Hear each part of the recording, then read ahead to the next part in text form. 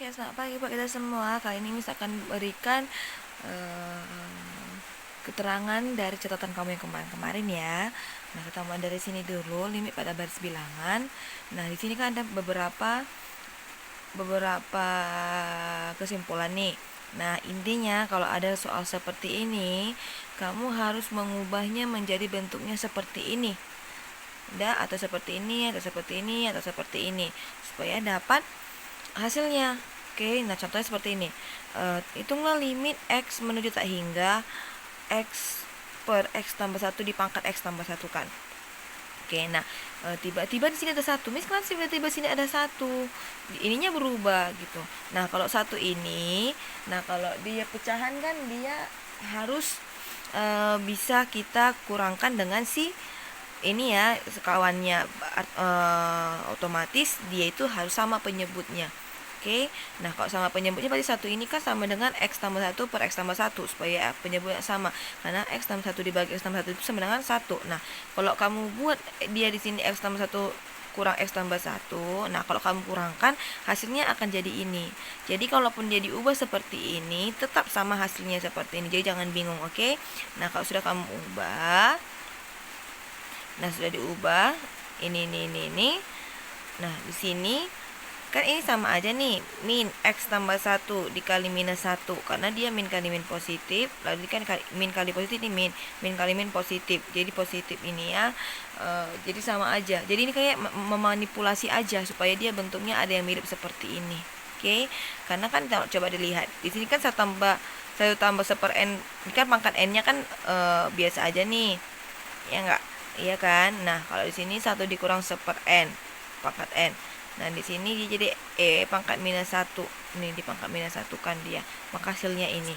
Oke, pokoknya intinya kalau ada soal seperti ini, kamu harus ubah dia bentuk soalnya menjadi yang bentuk soalnya seperti ini, supaya ada hasilnya, supaya ada hasilnya, atau pangkat minus 1 atau pangkat pangkat minus 1 gitu ya. Itu aja sih gampang. Nah, sekarang untuk dia kekontinuan fungsi.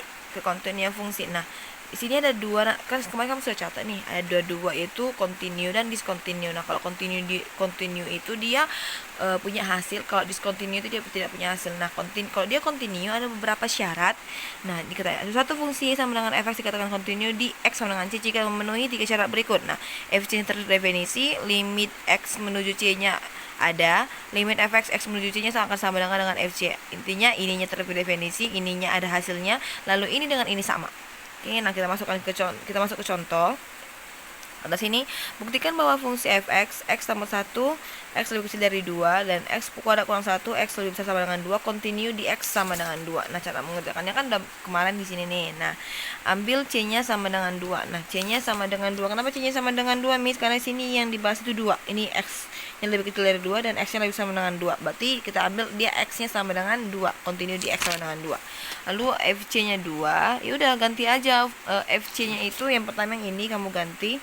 Ini fc-nya x kuadrat dikurang 1. Nah, kalau diganti c-nya 2, berarti x kuadrat dikurang 1 berarti 2 kuadrat dikurang 1 sama dengan 3. Jadi fc-nya untuk c sama dengan 2. Nah, limitnya itu dua-duanya diganti ya, dikerjakan limitnya. Kalau x-nya limitnya x yang menuju 2 kan tinggal diganti aja x sama dengan 2.